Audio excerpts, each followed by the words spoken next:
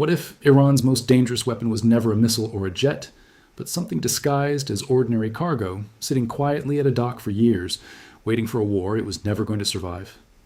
Because that is exactly what happened, and almost no one outside a small circle of intelligence officers knew it existed until the day it went up in flames. Before we go further, tap that like button right now, because this is a story about a secret 3 years in the making that got wiped out in under 3 days. Hit subscribe too, and send this to someone who still thinks navies are only about warships, because this story completely breaks that idea apart. Let's start with the place where all of this happened. Bandar Abbas sits on Iran's southern coast, right at the edge of the Strait of Hormuz, one of the busiest and most important waterways on the entire planet. A massive share of the world's oil moves through that narrow passage every single day. Whoever controls the waters around that strait holds real leverage over the global economy, and Iran has understood this for decades.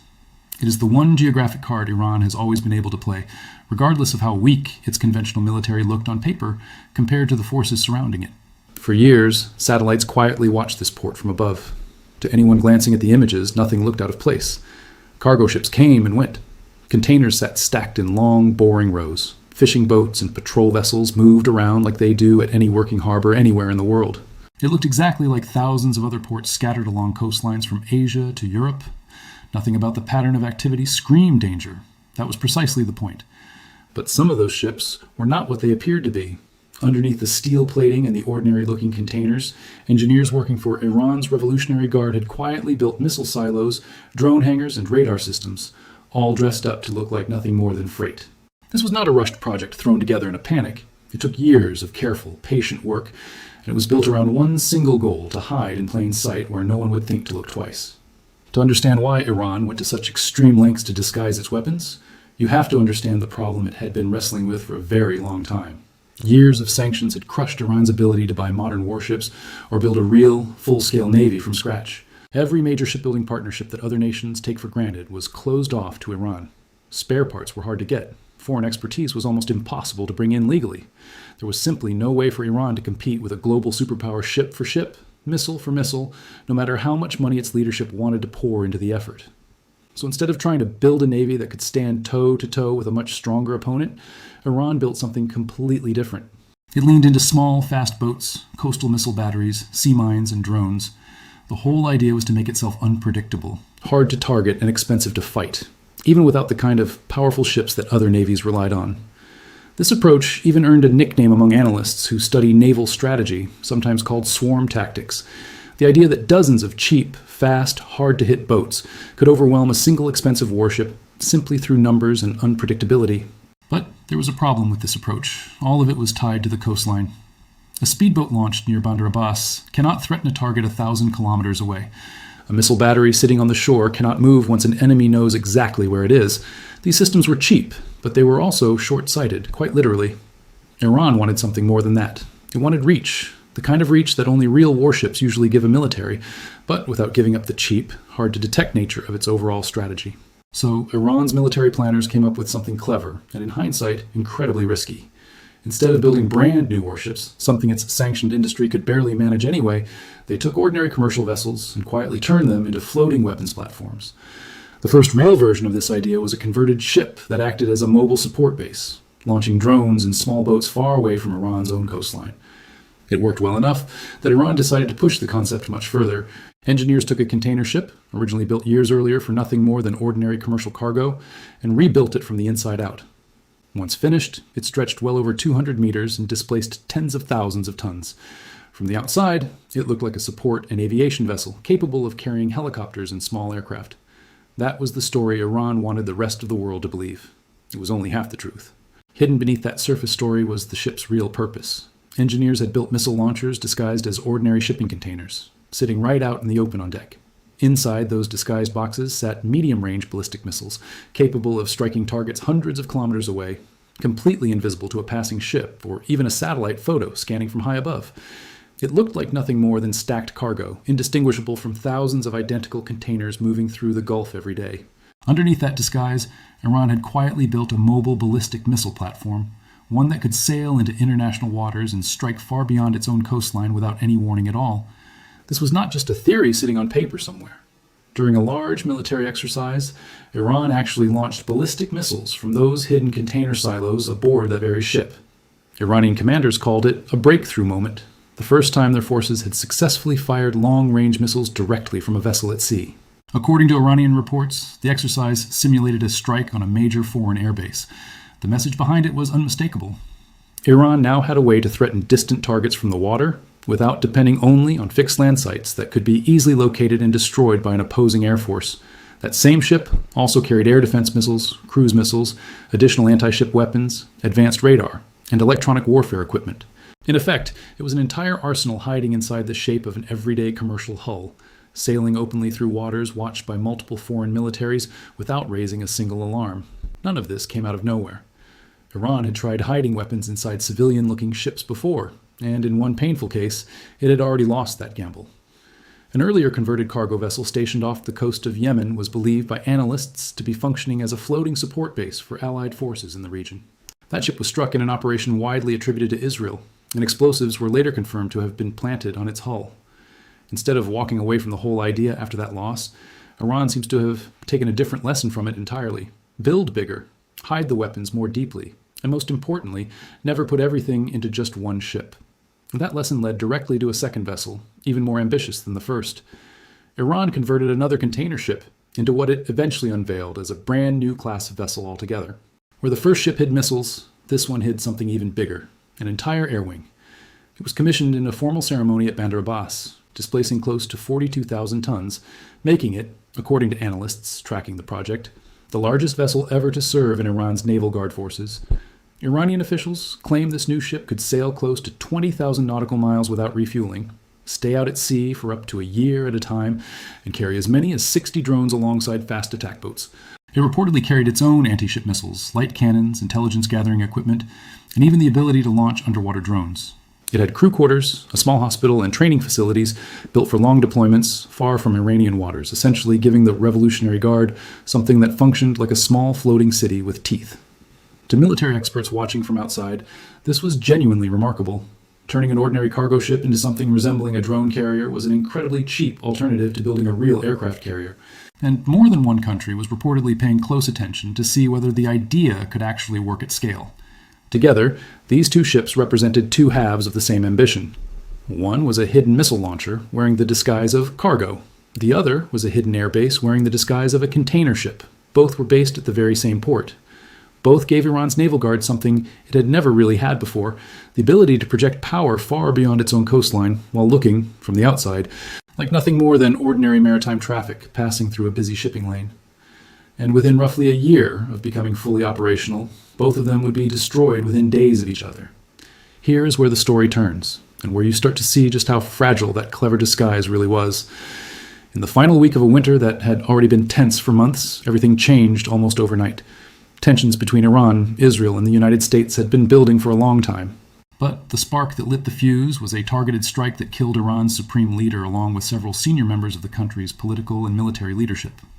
Within hours, the United States and Israel launched a coordinated military campaign, hitting targets across Iran with a speed that gave Iranian commanders almost no time to react, let alone regroup or disperse their most valuable assets. The stated goals were direct: destroy Iran's missile arsenal, dismantle its navy, end its nuclear program, cut off its support for armed groups across the region. On the very first day, hundreds of aircraft dropped hundreds of munitions on hundreds of targets across the country, hitting air defense systems, missile sites, and military infrastructure from the capital to the coast. Iran responded almost immediately, firing missiles and drones not only at Israel but at several Gulf nations too, warning it would keep defending itself for as long as the strikes continued. But before the first missile of that campaign had even launched, American forces had already identified their highest value naval targets, and both of those disguised ships sat right at the very top of that list, well ahead of ordinary patrol boats and older frigates that made up the bulk of Iran's visible fleet. The drone-carrying ship was struck within hours of the campaign's opening moments and reportedly sustained critical damage before it began sinking. Satellite images later showed the missile-hiding ship destroyed at its own anchorage during those same opening strikes. American forces confirmed the destruction of both vessels within days of one another, framing the losses as a serious blow to Iran's broader strategy of disguising military power inside cheap converted commercial ships. Days later, footage was released showing the aftermath: a massive vessel drifting without power, burning, and clearly beyond repair. A senior American commander compared its size to an aircraft carrier from an earlier era and made the point plainly. The goal was never only to destroy what Iran currently had floating on the water, but to break its ability to rebuild anything like it again anytime soon. If you're still with me at this point, you already understand on something most coverage of this war completely missed. Drop one word in the comments right now, either hidden or gone, telling me which part of this story surprised you the most, because I genuinely want to know which angle deserves a deeper follow-up video. In the chaos of those first days, a strange side story broke out that tells you a lot about how fragile the truth becomes once a real war begins. Iranian state media began claiming that Iran had sunk an American aircraft carrier using ballistic missiles, presenting it as revenge for the strike that killed its top leadership. American officials moved quickly to shut that claim down, stating clearly that no American carrier had been touched at all, and that the only carrier actually struck in this entire campaign was Iran's own disguised drone ship, not an American one. The real American carrier in the region reportedly kept launching aircraft the entire time, undermining the Iranian claim completely. It's a useful reminder for anyone following a conflict like this one. Wartime claims, from any side, deserve careful scrutiny before they get repeated as fact, because propaganda moves faster than verification, especially in the first chaotic hours of any war. The port that had once hidden Iran's most advanced secret ships quickly became the center of the wider naval campaign. Within days, American officials confirmed that roughly 20 Iranian naval vessels had been sunk or critically damaged, including a submarine, multiple corvettes, and a large support ship set ablaze at its own pier. Separately, another Iranian vessel was struck by a torpedo fired from an American submarine and sank off a distant coastline, with most of its crew never recovered. Independent trackers monitoring the wider campaign estimated that more than 30 Iranian naval vessels were damaged or destroyed within the first 2 weeks alone. What is confirmed directly by military officials is simple and clear. Iran's most advanced, most expensively engineered ships were hit first, and they were hit hard, almost as if the entire opening campaign had been built around removing these specific assets before anything else. So why does the word irreplaceable actually belong in this story, rather than being just a dramatic way of describing a loss? It comes down to exactly what these two ships really were. Iran did not lose some mass-produced patrol boat that any shipyard could rebuild within months. It lost two individually converted vessels, each one requiring years of specialized engineering, each one representing a strategy Iran's military had spent the better part of a decade quietly developing, testing, and refining in secret. According to Iran's own naval commanders, the drone-carrying ship alone took more than 2 years to convert from an ordinary container ship into a functioning military platform, and it had been in active service for barely a year before it was destroyed. Analysts noted that no confirmed combat drone missions had even been documented from its deck before it went down, meaning the ship never truly got the chance to prove what it was actually capable of in real combat conditions. The hidden missile launcher aboard the other ship had only been publicly demonstrated once, in that single live fire exercise, less than 2 years before the ship itself was destroyed. 2 years of secret engineering followed by less than 2 years of active use, then gone in an instant. Think about what that actually means in practical terms. This was not a factory line where you order a replacement part and wait a few weeks. Every stage of building a ship like this had to happen quietly, away from satellites, away from foreign intelligence agencies, away from anyone who might report unusual activity at a commercial shipyard. Engineers had to source a suitable hull, strip it down, design a disguise convincing enough to fool experienced analysts staring at satellite images for months at a time, and then test weapon systems without giving away what the ship actually was. That is not a project you rush, and it is definitely not a project you repeat overnight, especially now that every shipyard, every port, and every unusual movement inside the country is being watched far more closely than before this war ever started.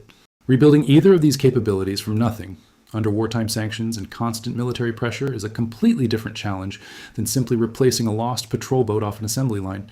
It requires the same years of secrecy, the same specialized engineers, and the same willingness to gamble everything on a disguise that worked once, but might not work twice. Not with the entire world now watching that coastline far more closely than ever before. It is also worth being honest about what these strikes did not achieve, because a fair telling of this story includes its limits, not just its scale. Losing these two ships did not end Iran's broader ability to disguise weapons inside ordinary-looking vessels.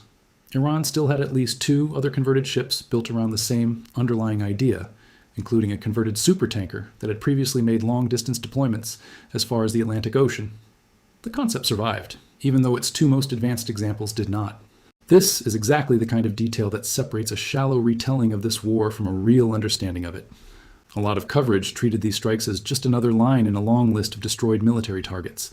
But these 2 ships were not ordinary targets. They represented a strategic bet Iran had made years earlier, a bet that disguise and patience could buy the kind of naval reach that money and industry simply could not.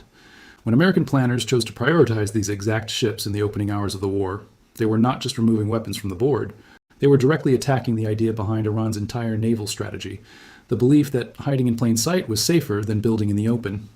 Quick pause here. If this kind of detail is exactly why you watch videos like this instead of skimming a headline, go ahead and hit that subscribe button now, because we're about to get into the part of this story that most people never even hear about. There is a symbolic weight here too, and it is not only emotional, it is strategic. Destroying these ships did more than remove 2 vessels from Iran's order of battle. It stripped away platforms specifically built to extend Iran's reach beyond its own coastal waters. Platforms meant to complicate the picture for American and Allied forces watching the region. Platforms designed to keep operating even if Iran's land-based systems came under separate attack. And it erased 2 vessels that carried real symbolic meaning for a military force that has spent years defining itself in direct opposition to traditional naval power while quietly trying to build a scrappier, far cheaper version of that same reach for itself. This story did not end in those first chaotic days. And understanding what happened afterward matters just as much as understanding the opening strikes, because the underlying conflict never actually settled into a lasting peace. Weeks later, Iran agreed to reopen the Strait of Hormuz as part of a temporary ceasefire arrangement reached after additional strikes and mounting pressure, a deal meant to restore oil exports and commercial shipping traffic that had dropped dramatically during the fighting. The calm did not last long. In the following months, American forces announced further strikes near the same port, targeting missile launch sites and boats believed to be planting sea mines. Iranian forces launched missile, drone, and small boat attacks on American warships passing through the strait, and the United States answered with additional strikes on Iranian military sites nearby. Iran in turn accused Washington of violating the existing truce, claiming strikes had hit an oil tanker and other vessels, including some it described as civilian. Between those larger flashpoints, the strait itself became its own quiet, ongoing battleground, separate from the bigger exchanges between the 2 governments. Cargo ships were attacked with gunfire and rocket-propelled grenades. Vessels were damaged in unexplained incidents along the coastline. Ships ran aground under murky circumstances that were never fully explained. None of it made the same kind of headlines as the opening days of the war, but all of it showed that the fight around this narrow, critical stretch of water never actually paused. It simply dropped to a lower, harder-to-track intensity, aimed less at warships and more at ordinary commercial vessels, caught in the middle of a conflict they had nothing to do with. It is worth pausing here to think about who actually pays the price for a strategy like this once the shooting starts. It is not just the naval commanders who designed these disguised ships, and it is not just the political leaders who approved the war. It is the ordinary crew members on cargo ships passing through the strait every single day, people with no connection to any military decision, who now have to sail through waters where a warning shot, a stray missile, or a misidentified vessel could end their voyage in seconds. It is the insurance companies raising premiums on every ship willing to risk the passage. Premiums that get passed down eventually to consumers thousands of miles away who never even think about where their fuel actually comes from. It is the sailors on tankers who check the news before every shift, wondering whether today is the day their route becomes a target. A war fought through disguise and ambiguity never stays contained to the 2 sides doing the fighting. It spreads outward into every ship, every port, and every family waiting for someone to come home safely. Months later, the conflict flared again, with Iran formally announcing the closure of the strait entirely after firing a warning shot at a vessel it accused of taking an unauthorized route. American forces responded with more strikes, while publicly insisting the strait remained open despite Iran's announcement. Diplomatic efforts, including a regional proposal to fully reopen shipping through the strait, tried to calm the situation, but Iran's own negotiating team could not secure approval back home to accept it. As of the most recent reporting available, the situation remains tense and unresolved, with no formal peace talks confirmed to be underway, even as reports suggested quiet back-channel communication had been attempted through regional intermediaries.